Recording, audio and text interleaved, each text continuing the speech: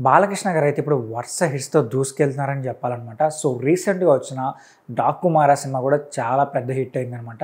ఆ సినిమా థియేటర్‌లోనే కాకుండా ఓటీటీలో రిలీజ్ అయిన తర్వాత కూడా మంచి హిట్‌గా అయితే నిలిచింది. అయితే ఇప్పుడు ప్రెజెంట్ బాలకృష్ణ గారు 'అఖండ 2' షూటింగ్‌లో అయితే ఉన్నారనమాట. సో, 'అఖండ 1' ఎంత పెద్ద హిట్ అయిందో మనందరికీ తెలుసు. ఆ తర్వాత 'వీరసింహారెడ్డి'తో వచ్చారు. అది కూడా మంచి హిట్ అయింది. ఆ తర్వాత 'భగవత్ కేసరి'తో వచ్చారనమాట. ఆ సినిమా కూడా మంచి హిట్‌గా నిలిచింది. సో, రీసెంట్‌గా 'డాకుమార' సినిమాతో మంచి బ్లాక్ బస్టర్ అయితే కొట్టారనమాట. సో, ఇప్పుడు వరుసగా ఐదో హిట్ పైన అయితే ఆయన కన్నేశారు.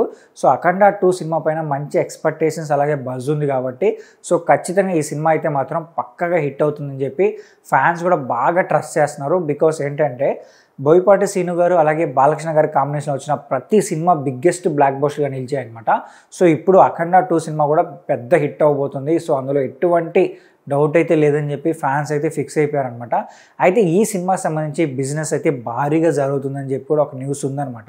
సో, ఆల్రెడీ 'డాకుమార'కి సంబంధించిన డిజిటల్ రైట్స్ అయితే మాత్రం నెట్‌ఫ్లిక్స్ వాళ్ళు తీసుకున్నారు. 60 కోట్లు పెట్టి వాళ్ళు తీసుకున్నారనమాట. ఆ సినిమా పైన మంచి ఎక్స్‌పెక్టేషన్స్ ఉన్నాయి కాబట్టి సో, ఆ రేంజ్ పెట్టి అయితే తీసుకున్నారు. అయితే 'అఖండ 2' పైన ఇంకా భారీ ఎక్స్‌పెక్టేషన్స్ ఉన్నాయి కాబట్టి 80 కోట్లు పెట్టి నెట్‌ఫ్లిక్స్ వాళ్ళు తీసుకున్నారని కూడా ఒక న్యూస్ అయితే సోషల్ మీడియాలో బాగా సర్క్యులేట్ అవుతుందనమాట.